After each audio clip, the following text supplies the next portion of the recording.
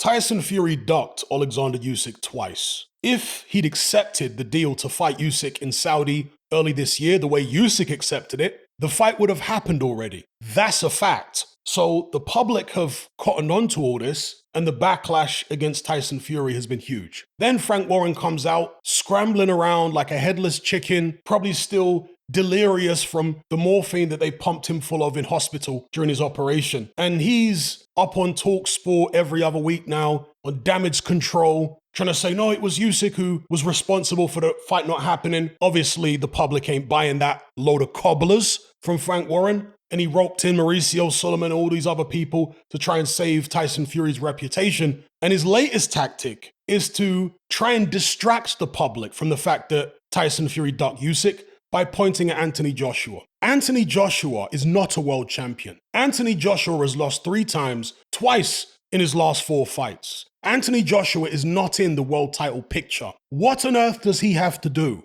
with the best fighting the best at the top of the heavyweight division? The best are Alexander Usyk and Tyson Fury right now. That's the fight that needs to happen. What ex-champions are doing is neither here nor there. But that's how desperate and pathetic Frank Warren is at this stage. Trying these diversionary oh, what about AJ? That would be like Terence Crawford ducking the Errol Spence fight twice and then saying, what about you guys? Who's he fighting? What's he doing? That's literally what Frank Warren's doing now. And Tyson Fury advocates, pointing at an ex-champion who's lost a bunch of times, saying, oh, what about him? Are you having a laugh? And of course, Frank Warren is also trying to preempt the inevitable backlash that's going to come when they announce that Fury's going to fight Francis Ngannou. And since Fury doesn't want to fight Usyk right now, surely he could take on a Frank Sanchez, but no. It has to be an exhibition against Francis Ngannou. And Frank Warren has the audacity to call that a game changer.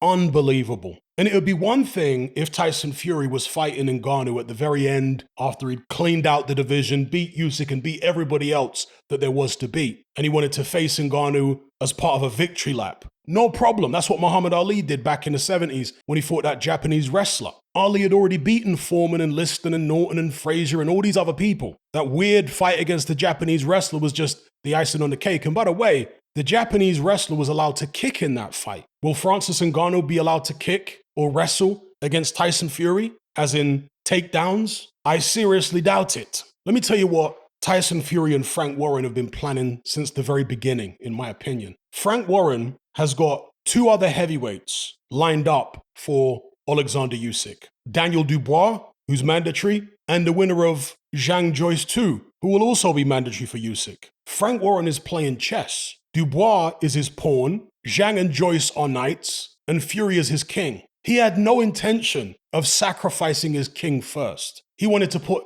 the pawn out there and then one of the knights out there to fight Usyk first, in the hope that one of them beats Usyk so we can have an undisputed fight in-house. If not, at least put some damage on Usyk, soften him up a bit for when Tyson Fury eventually fights him down the line. This, in my opinion, is what Frank Warren and Tyson Fury have been doing from the very start. They had absolutely no intention whatsoever of fighting Alexander Usyk earlier this year or last year. No intention at all. It was always going to be this, now that we have the 2020 vision of hindsight.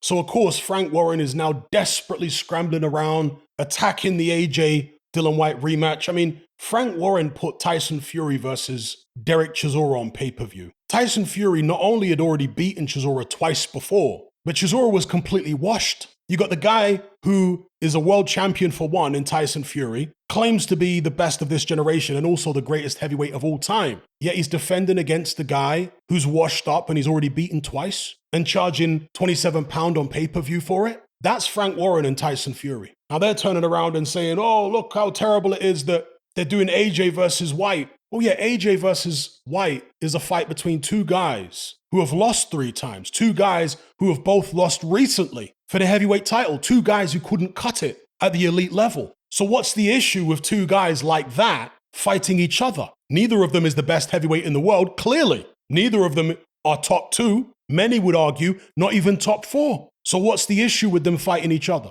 What we need in boxing is for the best to fight the best, for people to fight others on their own level. And of course, challengers are going to try and take on people above their level, which is what AJ and Dillian Whyte did. And they lost. How about Tyson Fury try and fight somebody at his level? Alexander Usyk. But no. Oh, what's Anthony Joshua doing? I want the Joshua fight. So like I said earlier on, that would be like Terence Crawford ducking Errol Spence twice and then saying, I want the Ugas fight. What's Ugas doing? Look who he's fighting. It's just nonsense. But this is how low Frank Warren has sunk now. And I've seen a lot of these idiots in the media, the Gareth A. Davises of the world, the Colin Harts of the world, trying to deflect blame away from Tyson Fury by saying that the entire heavyweight division is equally responsible. What a load of absolute nonsense. Didn't Hrgovic just fight Zhang last year in a final eliminator? Zhang and Joyce are fighting each other in a final eliminator. AJ's fighting White, and if he gets past that, he's going to fight Deontay Wilder. The contenders are fighting each other. What are the champions doing? This idea that the whole heavyweight division is equally culpable is nonsense. It's a way of trying to deflect the blame from Tyson Fury by spreading the blame around in this absurd fashion. Obfuscation, that's what it is. An evil enemy will burn his own nation to the ground to rule over the ashes. That is literally what Tyson Fury, his team, and his supporters are doing right now. They would rather burn the reputation of the entire heavyweight division down to ashes than admit that Fury ducked Usyk. That's how much contempt they have for the sport. Anyway, I'll leave it there. Are you sick and tired of the mainstream mindset? Does the dogmatic conformity and pathological ignorance have you tearing your hair out in frustration? Then don't be alone. Come and join our brotherhood on Patreon. We stand as a beacon of reason against an army of insanity. You'll gain access to my weekly topical podcast where we take more deep dives than Jacques Cousteau on an endless variety of subjects. There's also videos, interviews, live Q&As, as well as a vast back catalogue of previous episodes, including my popular Confessions of a Nightclub Bouncer series.